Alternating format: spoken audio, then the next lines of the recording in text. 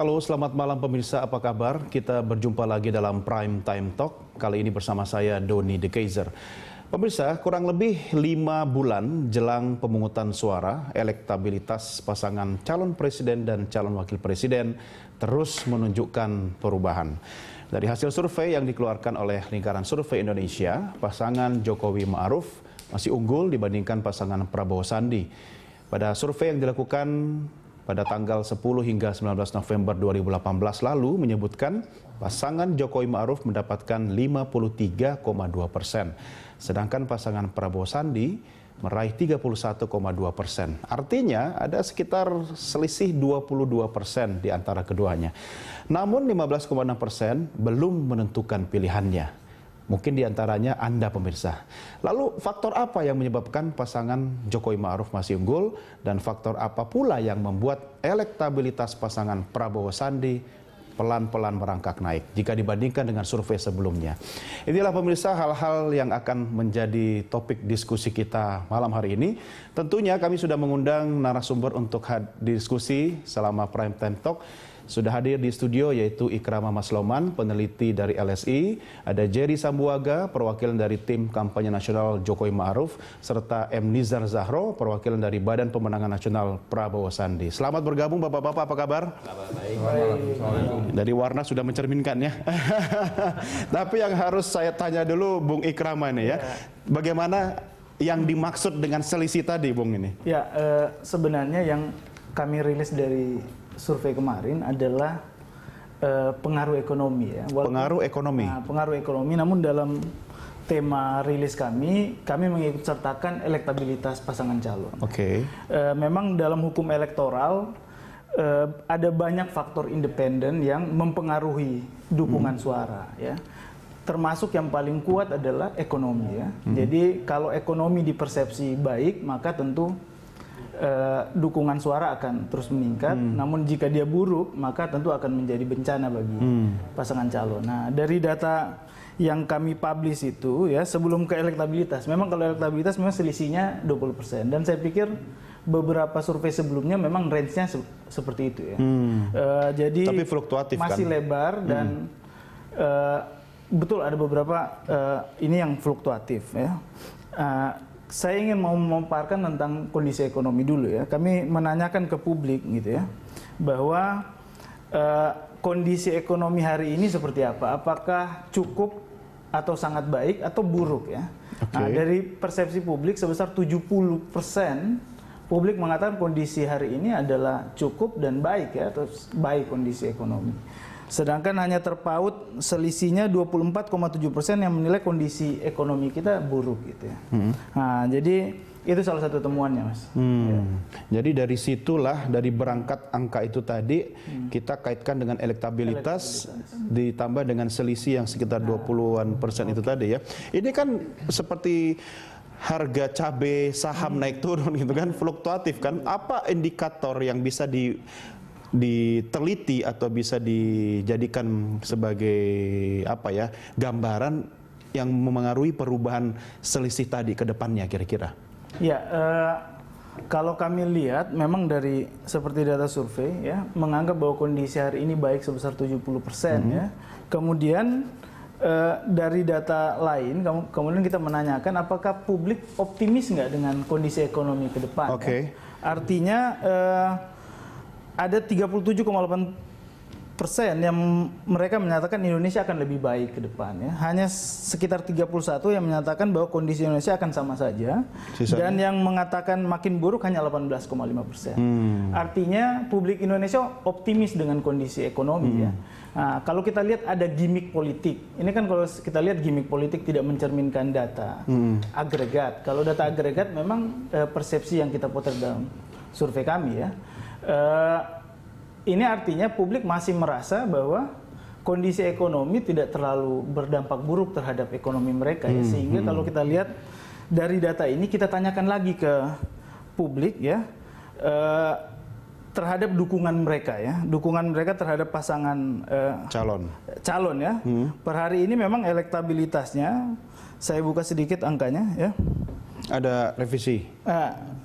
Per November ini ada 53,2%. Saya pikir angkanya masih di bawah margin error ya dengan survei kami yang sebelumnya, dan itu untuk pasangan Joko Widodo Ma'ruf Amin, dan sebesar 31,2% adalah yang memilih Prabowo ya. Kalau kita lihat sebelumnya kan 28 ya. Memang ada eskalasi dukungan walaupun masih di bawah. Responden Anda profilnya siapa aja nih? Jangan-jangan semuanya timnya Bung Jerry nih.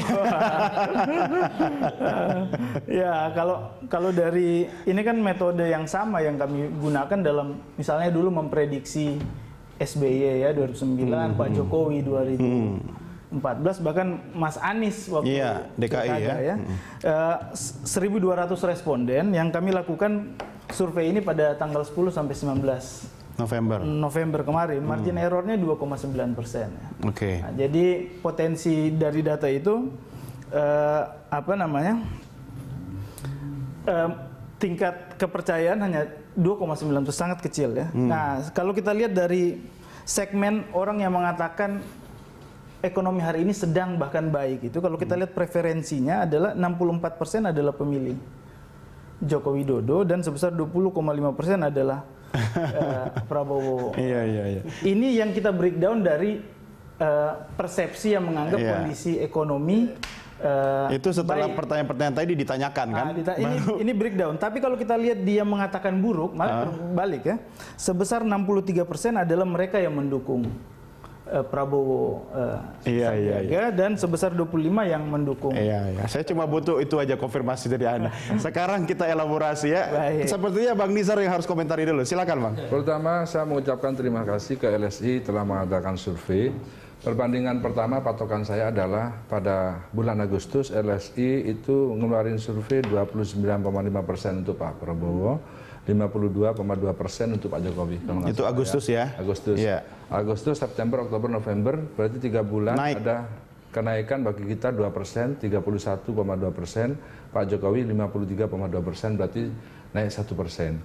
Dengan gambaran yang disampaikan oleh LSI, begitu kita mempunyai sifat keoptimisan untuk bisa merubah dan menambah semua daya guna yang ada di partai koalisi kita, relawan dan lain sebagainya. Ini maksudnya pelan tapi pasti begitu ya? Pasti, karena ini perbandingannya, makanya patokannya kalau memang nanti Agustus di catatan kita 29, berarti Pak Prabowo sudah naik 2%. Dulu 29, kita masih belum apa-apa karena baru terbentuk koalisi, baru mendapatkan wapres itu setelah bulan Agustus. Kita dapat nilai 29, sekarang naik 2%. Dengan angka yang jauh 20% ini, semua relawan, semua partai koalisi dan juga capres dan wapres kita, Pak Prabowo dan Pak Sandi harus bekerja keras dalam mengejar ketertinggalan sekitar 143 hari lagi. Betul. Ini ada 20% yang harus kita kejar. Akan tetapi keoptimisan kita, Mas Ikrom dari LSI, ada beberapa keoptimisan yang tidak sesuai yang disampaikan oleh pemerintah. Satu contoh, angka kemiskinan kita turun 1 digit, 9,sekian% atau setara dengan 25 juta. Akan tetapi satu sisi pemerintah ngeluarin jaminan kesehatan dengan Kartu Indonesia Pintar itu naik dari 92 juta menjadi target 107 juta. Berarti ini angka kemiskinan yang diakui pemerintah yang 25 juta dari BPS dengan angka kemiskinan yang akan diberikan jaminan kesehatan oleh pemerintah sebesar 107 juta, itu adalah konsep bagaimana buruknya ekonomi bagi kita. Emangnya miskin nggak boleh sehat? Bukan begitu. Ini harus sama. Ini kan yang kita pakai adalah peraturan dari pemerintah itu sendiri. Jadi kita dengan dasar survei ini kita akan memperbaiki dalam segi ekonomi bagaimana ekonomi yang dianggap buruk 27% tadi yang bagi Pak Prabowo kita tingkatkan, kita sampaikan kepada masyarakat. Misalnya contoh yang paling terasa sekarang ada tarif dasar listrik yang tidak bisa turun sampai hari ini. Ini yang dirasakan oleh masyarakat. Kemudian juga angka masalahnya misalkan defisit impor kita yang sudah mencapai 8 miliar US dollar atau setara dengan 83 triliun. Hal-hal ini akan kita sampaikan kepada masyarakat pemilih kita, terutama kaum milenial yang angkanya 80 juta Mas kalau nggak salah itu. Iya, Bang Nizar, Anda kan punya waktu kurang 5 bulan untuk mengkomunikasikan semua data Anda kepada publik. Kalau pergerakan, ini kayak bicara saham ya, pergerakan selama Agustus ke November tadi 2%. Itu 2%. Ini kan waktunya mepet sekali. Bagaimana mengejar ketertinggalan di tengah ancaman bisa rebound juga kan? Selain LSI kita juga mengamati survei dari Median dan juga survei internal kita. Tapi dari survei internal saya nggak etis untuk menyampaikan di sini. Iya, itu untuk evaluasi. Tetapi dari semua lembaga survei yang disampaikan dengan misalkan Median kita minus 12%, LSI kita minus 20%. Itu adalah sebagai obat bagi kita, bagi relawan, bagi partai koalisi bahwa kita per hari ini masih beda 20%. Untuk bisa mengejar ketertinggalan itu tidak ada cara lain, kita harus mengejar sedemikian rupa, sedemikian keras. All out. All out harus sampai. Maksudnya all out ini segala jarah. Enggak, semua. Dari milenial harus ada yang garap, kemudian dari dari ibu-ibu, emak-emak harus ada yang garap, semualah. Semua partai koalisi, semua relawan dari pemuda harus kita garap. Kita tentu itu juga dilakukan oleh kubu sebelah kan. Sama. Bung Jerry bagaimana menjawab? Ini sudah bukan rahasia semua ini ceritanya. Karena waktunya kan itu urusan dapur. Waktunya kan singkat sekali nih.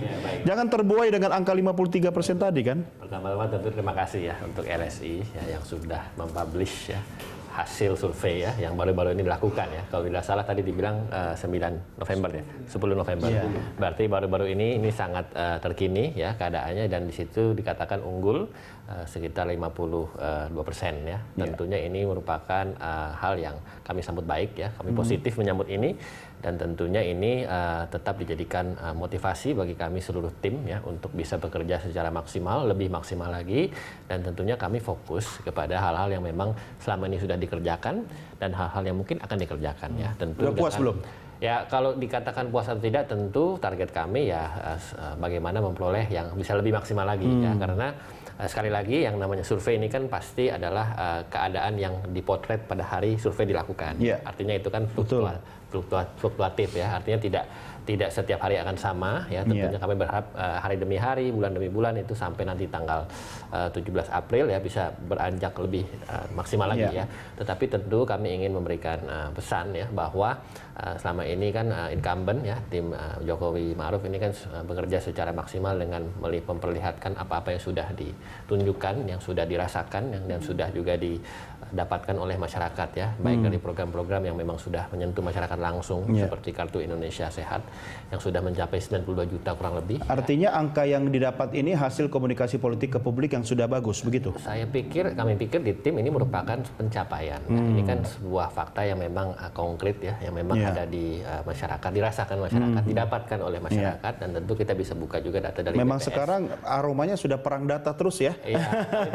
Yang di sini positif, yang di sana belum, yang di sana belum. Saya pikir di sinilah kontestasi pilpres harusnya dilakukan. Artinya kita tidak lagi sebaiknya ya politik sehat itu mengajak kepada semua kontestan, kepada semua calon, kepada semua tim dan juga pendukung ya, untuk kita lebih banyak membicarakan data dan fakta temuan di lapangan ya, ketimbang kita membahas hal-hal yang tidak substansi. Betul. Ini kan dari keduanya kan memiliki peluang yang sama di tengah waktu yang tersisa.